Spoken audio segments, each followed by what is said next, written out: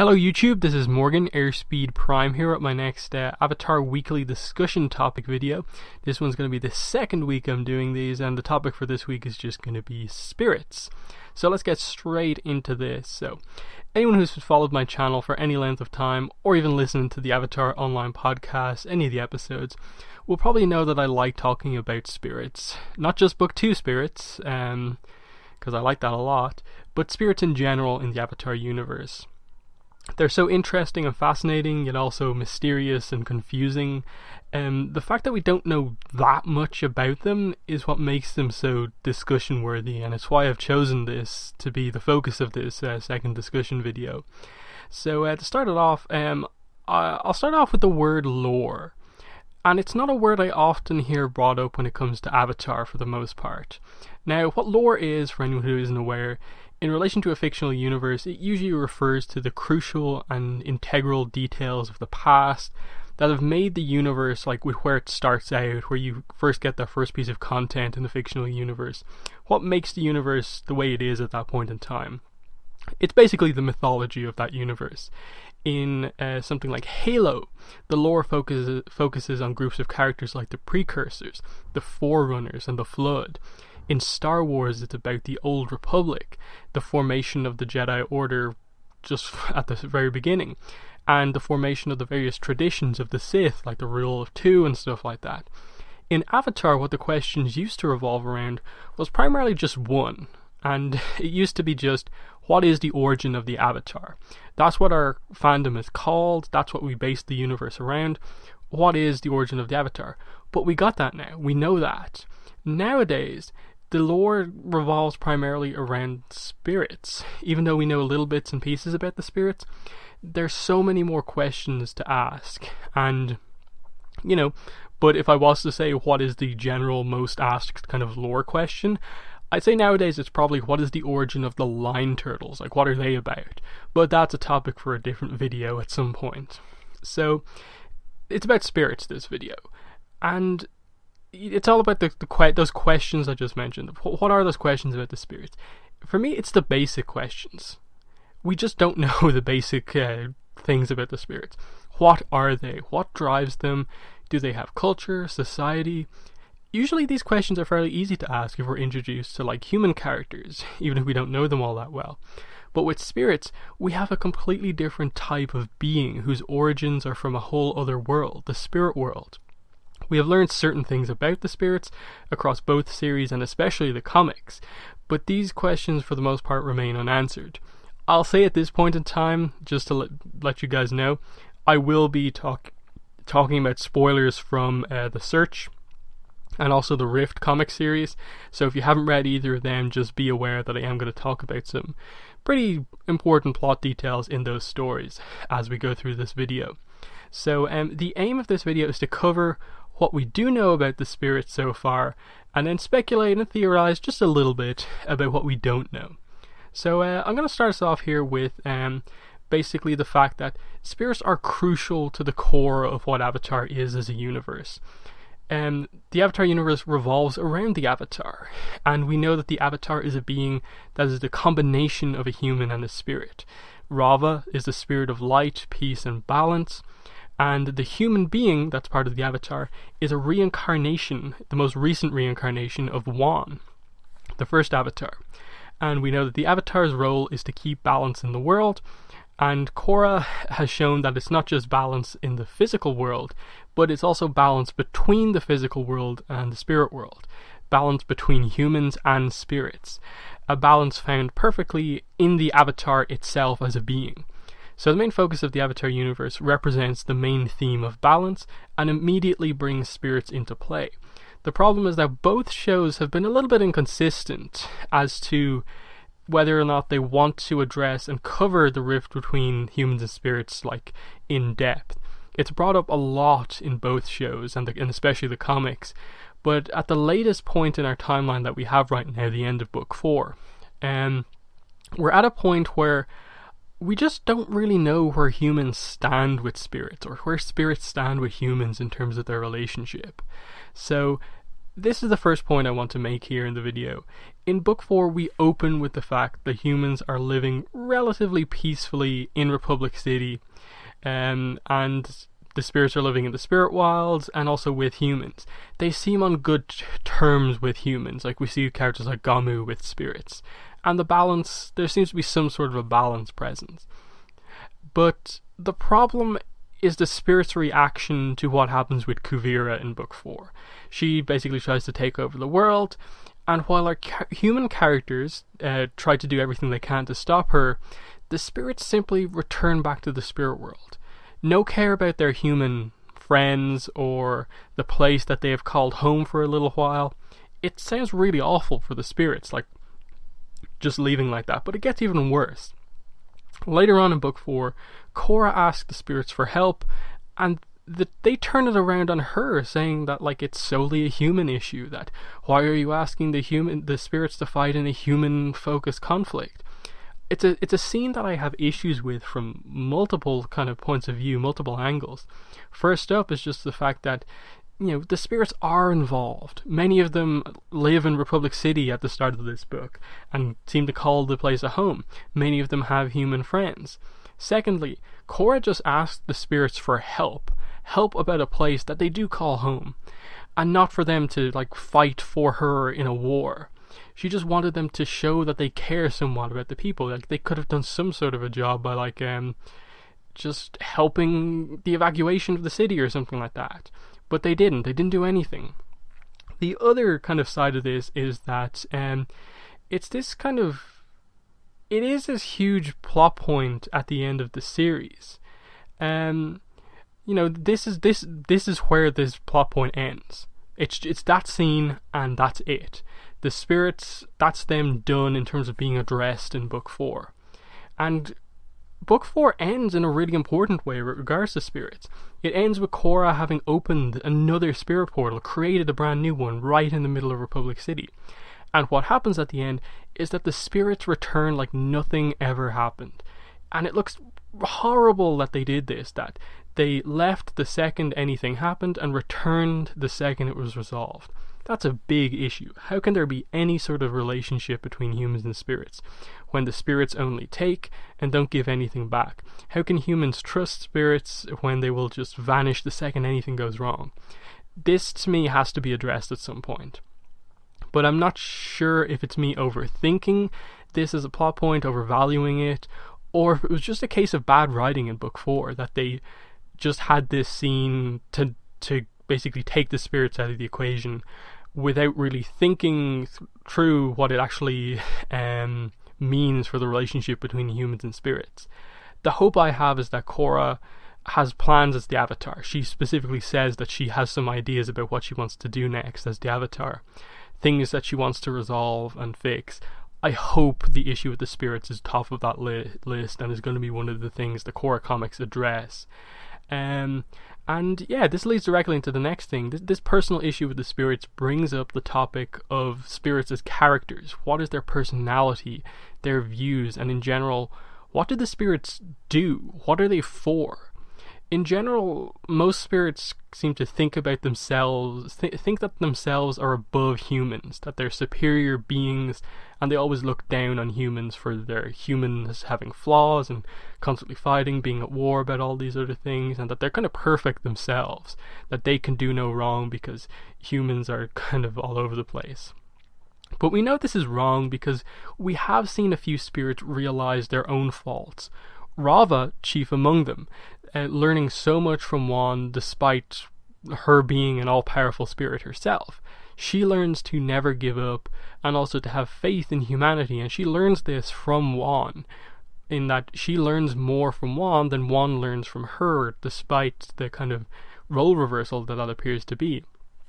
Even Aya learns to accept Wan as a friend, despite being very anti-human initially.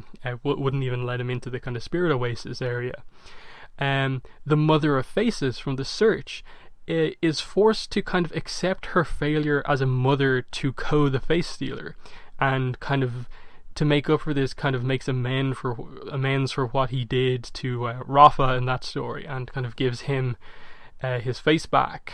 And we see, we saw her earlier on in that series kind of question some of the actions of humans, primarily Ursa. Like, she just couldn't understand why Ursa would want a new face, couldn't understand where she was coming from with the issues that she had in her life and her wish to start anew.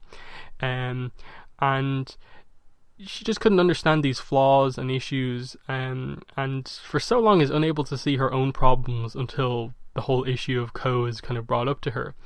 And these are kind of, to me, exceptions rather than like a lot of spirits being like this, because most of the time our view on spirits, I think, tends to be more like Wan Shi Tong or General Old Iron from the Rift comic series. These spirits who are extremely distrustful of humans, very close-minded and have like huge superiority complexes, that they severely look down on humans. And it definitely presents the idea that spirits have created the rift between spirits and humans more so than the other way around, because they are the powerful beings with the powers and stuff like that. Humans don't, until bending becomes a thing, and then they have powers and can, in their mind, defend themselves against humans, against spirits which are naturally more kind of powerful beings. But we'll move on, and the whole idea of their superiority complex, I definitely have come to really question, why they can call themselves superior to humans. Why do they think they are so much better than us? Like, yes, as I said, they are more powerful beings, with only like powerful benders and the Avatar really able to stand against them in like combat or anything like that. But to me, in almost every other aspect, humans seem to be the superior beings, in that, spirits on the whole are very close-minded and not open to new things. And I think this relates to this kind of thing I very much noticed, and again, haven't seen a lot of people mention, but it seems like they've kind of subtly presented as fact in the universe that spirits apparently lack any sort of creativity. All spirits, minus a select few, base their appearances on humans, or animals, or objects, even vegetables, like Carrot Guy. In the spirit world, they don't really have any technology, buildings, creations that the spirits themselves made, let alone any sense of, like, culture or society. Their world is just this very abstract place that is different than from the physical world, but is similar in some ways in that it's kind of nature focused. You really do question, what do the spirits kind of do in their own world? And this lack of creativity is shown through characters like Lady Tianhai from the Rift, who was amazed by the fact that but actually is one of the few spirits to be like honestly impressed and amazed by humans and what they're able to create and how they're always able to evolve and improve themselves. The key word being that she considers spirits to be stagnant, that they never change, whereas humans are never stagnant. They're always kind of developing, which is almost to a fault of humans, but it's also a fault of spirits that they are so stagnant. So she was so impressed by this that she had taken to actually assuming human form for like one day every year to experience what it's like to be a human. And eventually she actually fell in love with a human and decided to actually take on human form and live that way for the rest of her life, as a mortal human. So it definitely presents this idea that, are spirits not capable of creative things and not capable of imagination? And is this their sole interest in humans? Because we can create and we can change in so many ways that the spirits, whereas the spirits are actually able to change their form at will, like we can see they have a different form when they're a light spirit, a different form when they're a dark spirit, and just seem to have these kind of powers and ability to kind of change their form, which we can't do. Like we saw one of the spirits in book 4 able to just kind of turn itself into a normal looking dog. So they have these powers that humans don't have, but just in terms of their personalities, they seem incapable of change or anything like that. So They seem incapable of changing themselves. They seem unwilling or incapable of changing their environment. So do they come to Republic City, to the physical world, to experience change from humans who are always kind of changing the way they kind of interact with their world? It becomes an even stranger issue when you bring up the fact that we know what happens to spirits when they die. When they die, they don't just like cease to be and die like, say, a human would. They instead actually change form, so they're kind of immediately reborn into a different form and stuff like that. We see that demonstrated with the death of General Old Iron in the Rift series, changing from his normal form into this kind of really interesting spirit lobster form. And this then brings up, the idea of, what do the spirits actually like do? What are they like? What's the role of spirits? And it's clear with spirits like Rava and Vasu that they represent the balance of the world, light and dark and stuff like that. They're important. The names of those as spirits represent what they're about. And we also know that other spirits are like the kind of guardians of certain locations. Heibai had watched over that forest that he was looking after. The Painted Lady watches over the Jianghui River. They seem to protect these locations from like pollution or destruction, but at the same time, they rarely seem to want to get involved in actively protecting it. The Painted Lady appeared to Katara to thank her for helping the town on the river, but didn't actually help herself. So what does that say about spirits as well?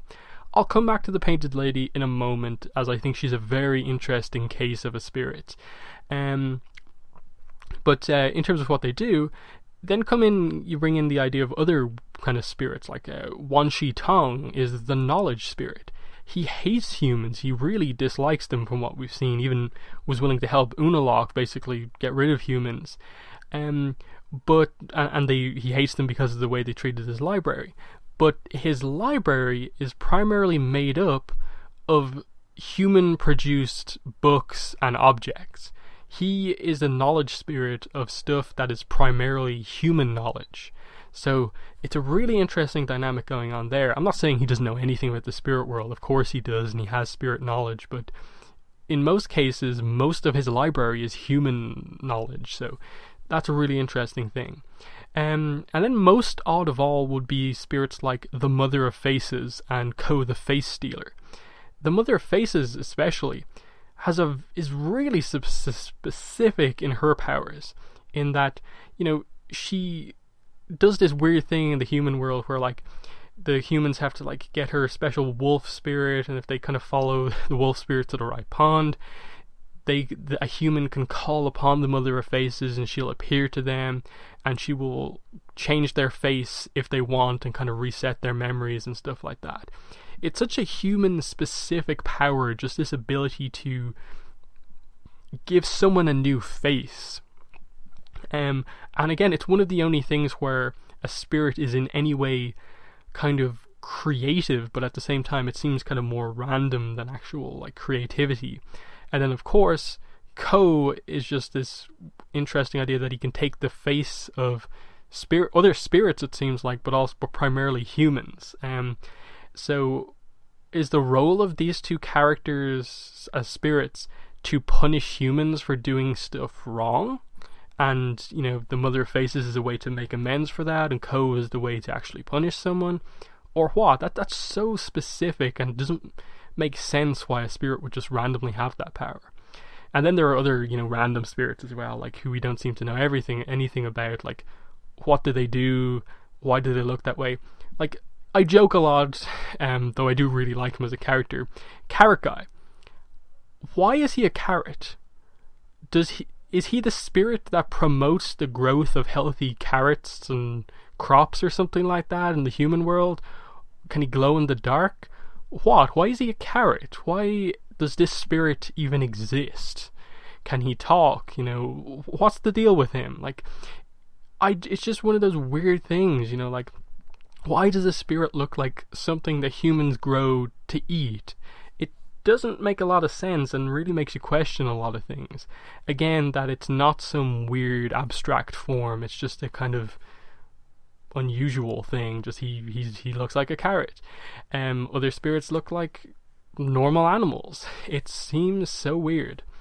But let's move on to what I consider to be probably the most interesting thing that we know about humans and spirits.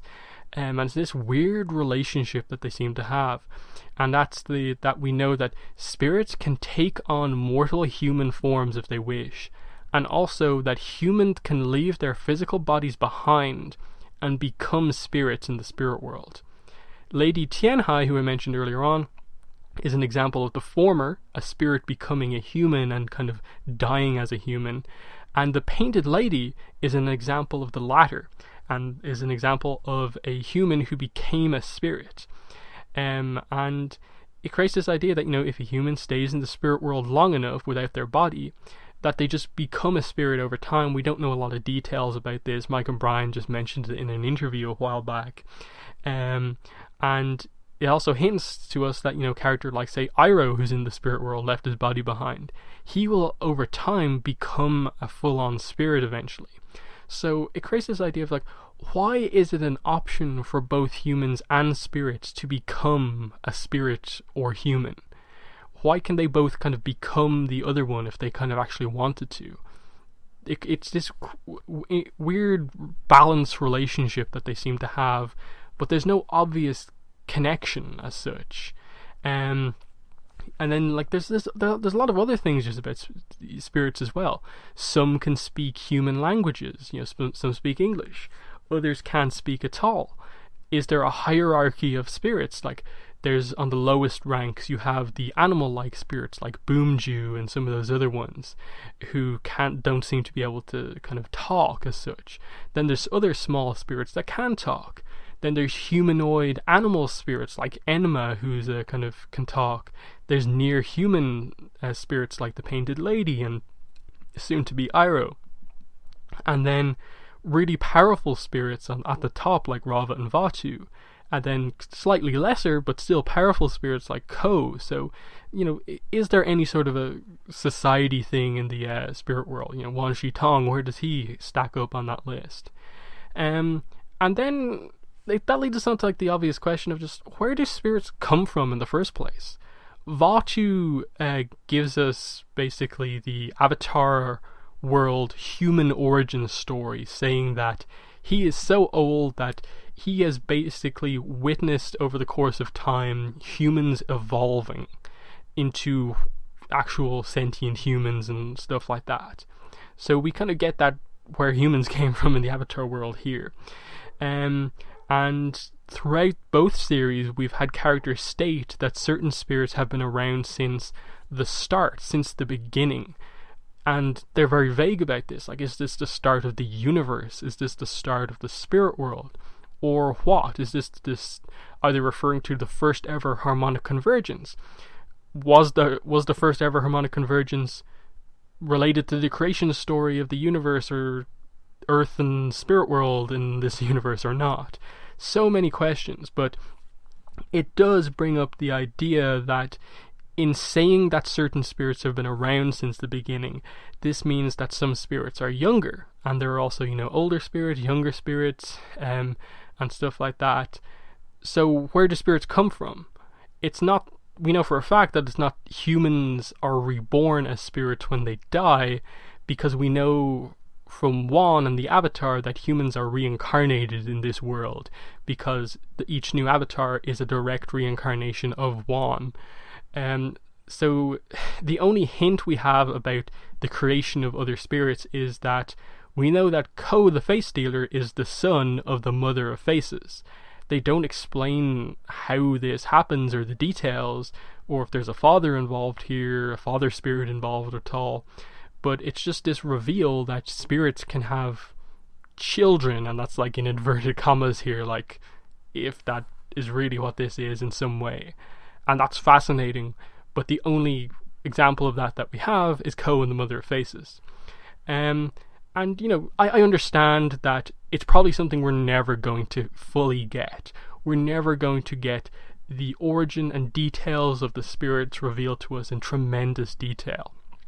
But at some stage before they stop putting out new content for this universe, I do and would like a deeper exploration of the spirits and what their kind of true nature is and stuff like that.